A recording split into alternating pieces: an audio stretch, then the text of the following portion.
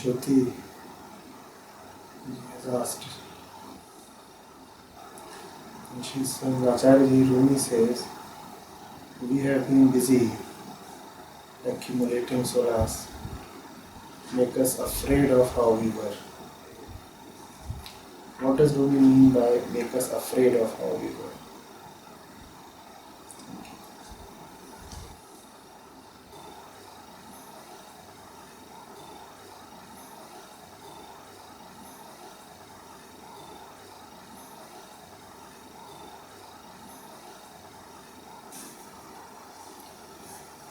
From Rumi to Kabir to the Upanishads, the importance of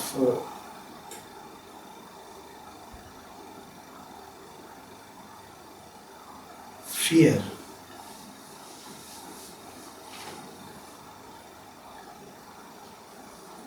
has been highlighted by the knowers.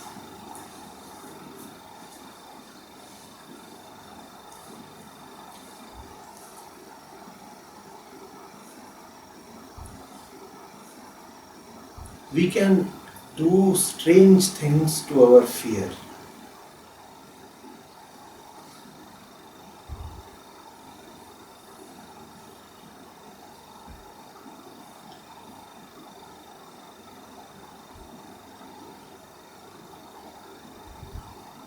I've seen a young boy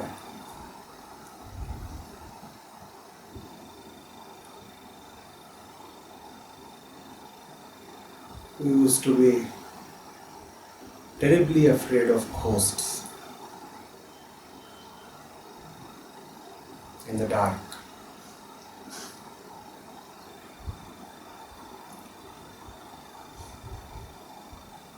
And in the nights, when he would be returning to his house, which was a little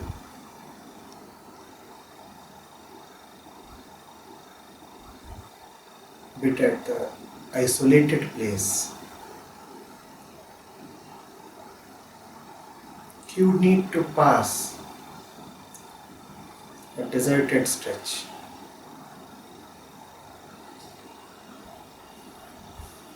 It used to be a trial, a nightmare daily for him.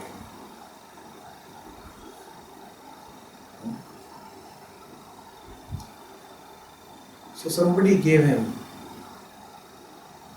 a solution. The solution was,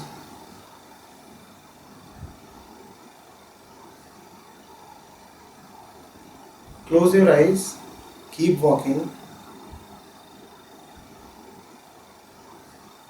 and start singing a song, and start thinking of all the beautiful things that you know of. It worked for him.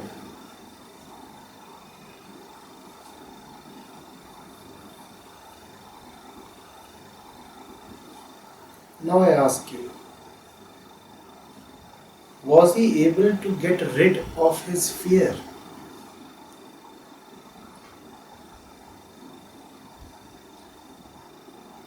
You are saying no.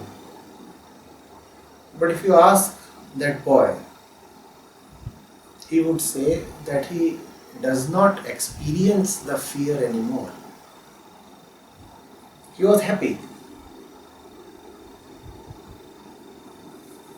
His daily trauma had been taken care of.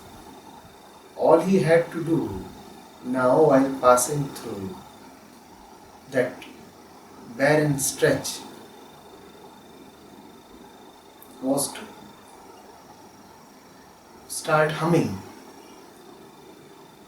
a nice song, start thinking of pleasant things, and to enable this reverie, he would even close his eyes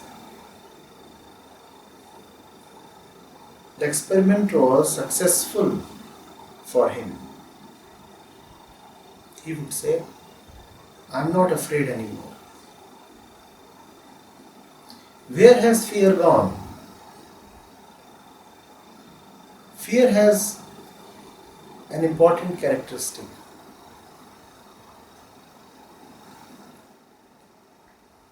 It is experiencer dependent. It is dependent on the sensitivity of the experiencer.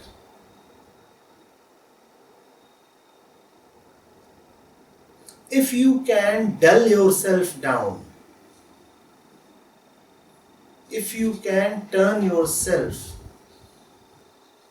insensitive, then you will not be experiencing fear.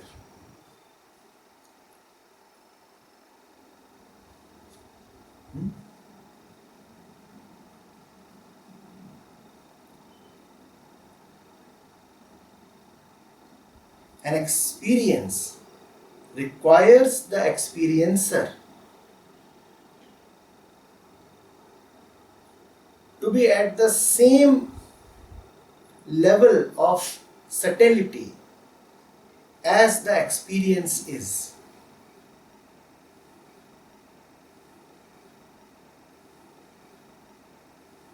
Now, if the experience makes the experiencer feel bitter, then the experiencer can play a simple trick. The trick is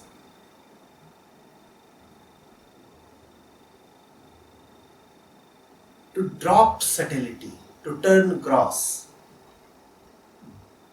turn numb. Now you won't know.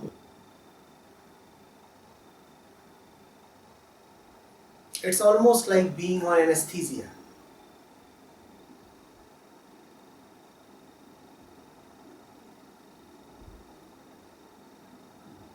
The stimulus is there, the condition is there, but the experiencer has been numbed down.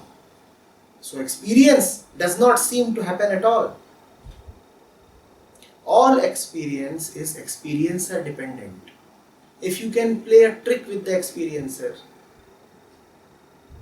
then experience will appear to have modified or gone.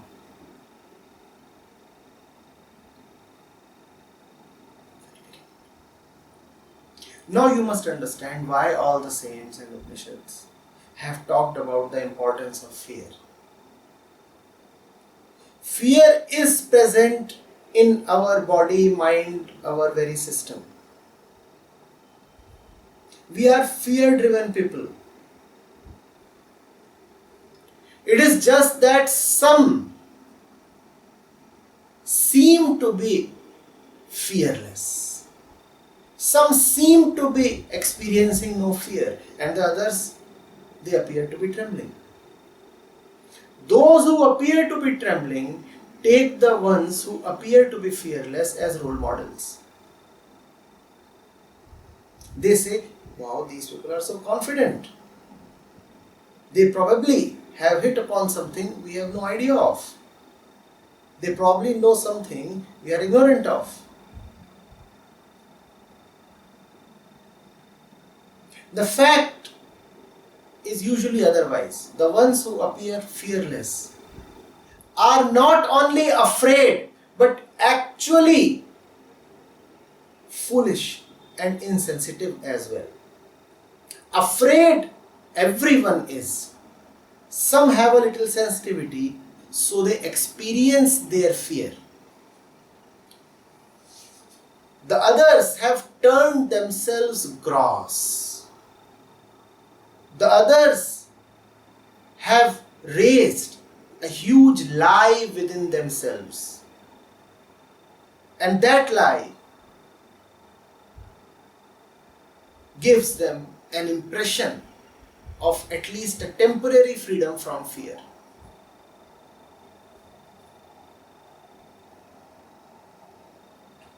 So, a Kabir has to say, Nirbhay hoy na koi. भय पारस है जीव को निर्भय होए न कोई. He has to say, fear will transform you. He says, it is not right that you claim fearlessness. It is not as if he is praying that human beings should forever remain in the throes of fear. He is not a fear worshipper. He is just saying that the fear is the fact of your life and you would do yourselves no good by negating a fact. Fear is there, you better acknowledge that it is there. By closing your eyes towards fear, by suppressing fear, or by dumbing yourselves down, you are doing yourselves no good.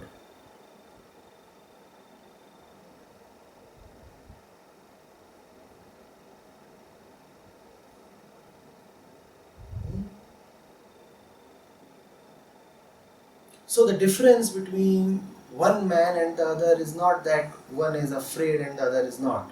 Afraid everyone is. Afraid everyone is.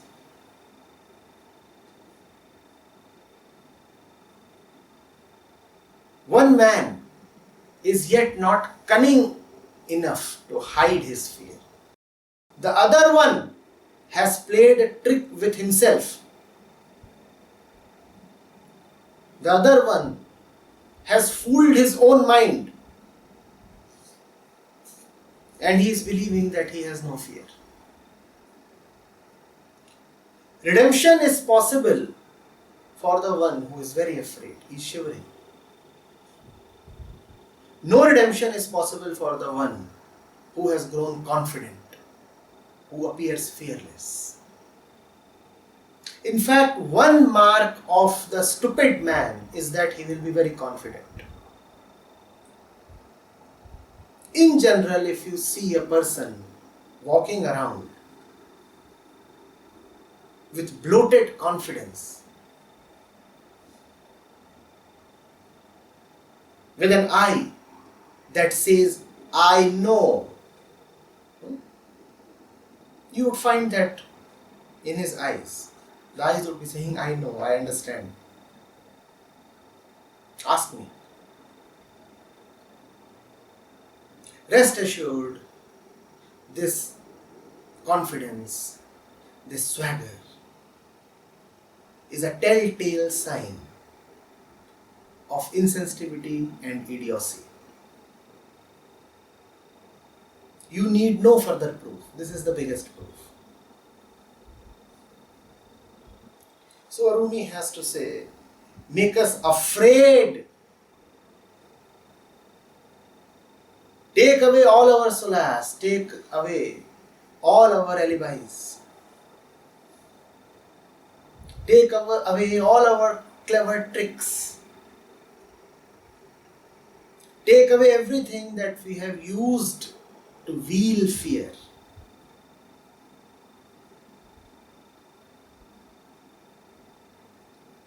Tear away all the wheels. Prove that all our excuses are rubbish. Make us tremble. Tremble is such a telling word. You know what tremors are? When you shake. God is tremendous. He makes you shake. He makes you tremble. There are tremors. When truth is there,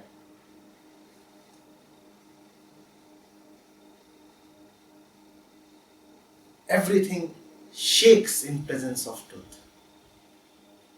Because the truth is the only one that has a right to be.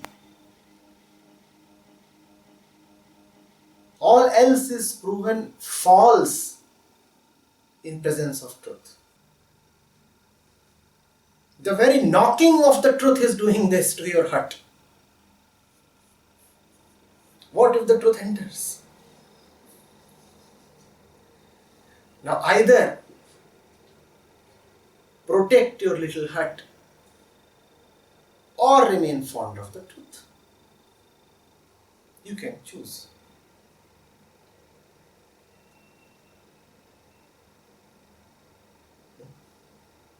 We have been busy accumulating souls.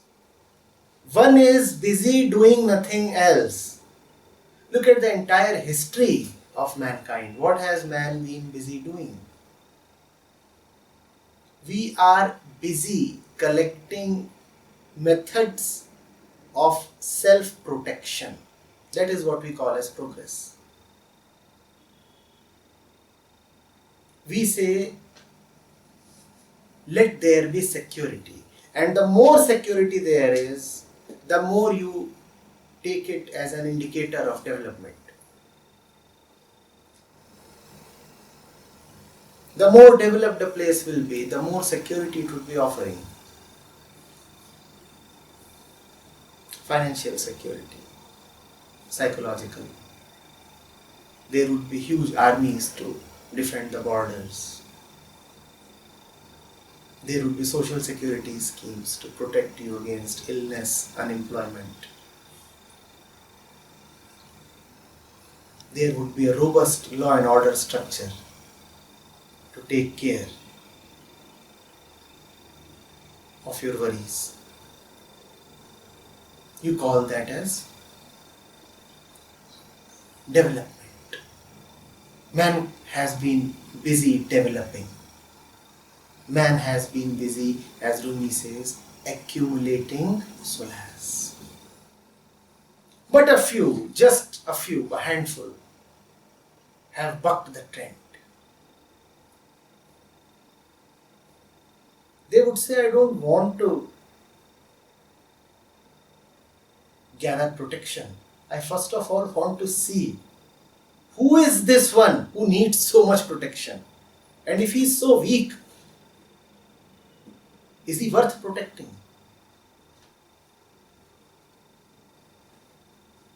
He needs protection from morning till evening, from head till toe. Is he worth protecting? He goes to the market, he needs protection. His thoughts are hurt, he needs protection. He faces illness, he needs protection. At every step in life, minute by minute, all he needs is protection. He is so liable to be hurt.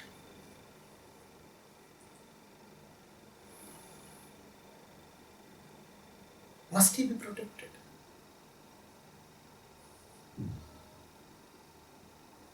What are we protecting?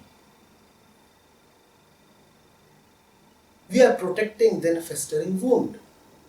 A wound has to be treated, not protected.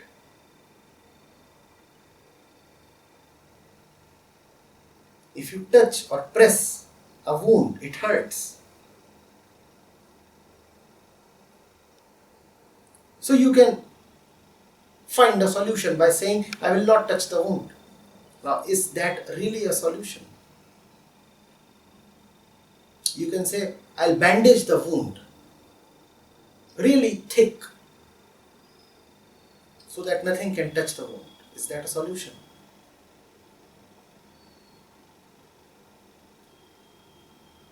You need to open the bandage. You need to look at the wound. The wound requires treatment and healing, not obfuscation.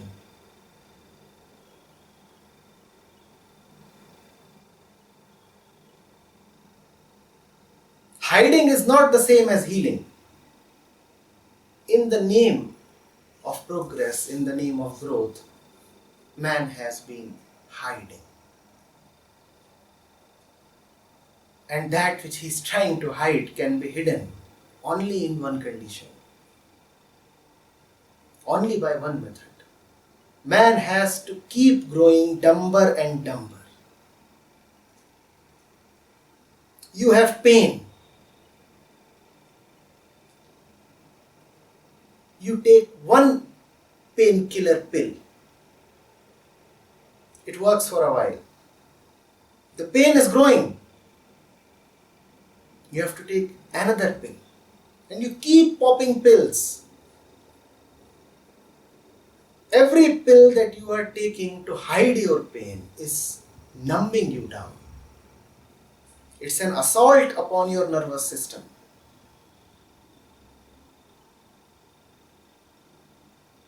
The more man is growing, the more man is defending himself, the more one must be compelled to ask, against whom?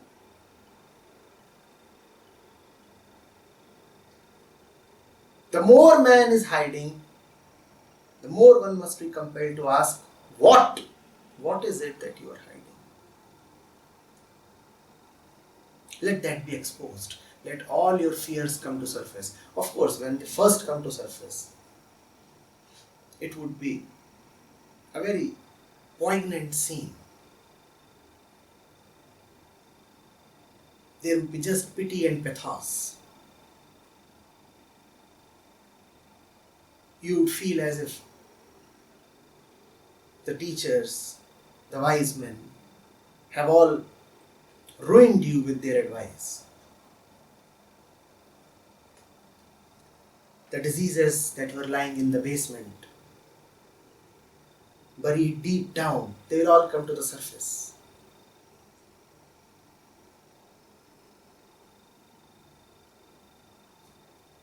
There would be so many skeletons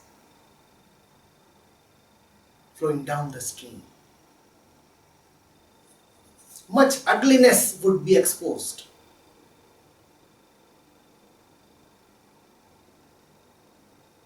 And you will say, what's the use? Weren't we better off before? Why has so much stink been generated? Why has so much filth been revealed? But bear all that.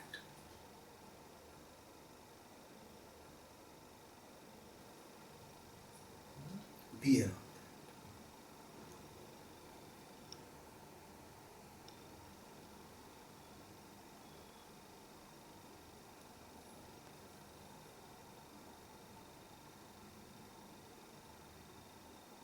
A surgeon's table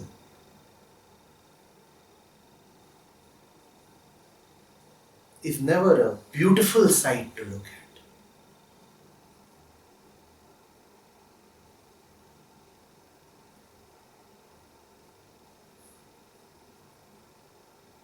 Poets will find nothing there. There are scissors and instruments and iron and blood.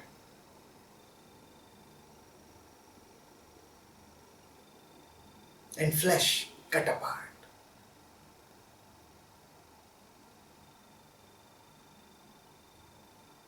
There is no happiness there.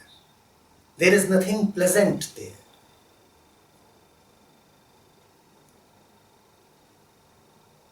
Seekers of pleasantness will be disappointed looking at a surgeon's table.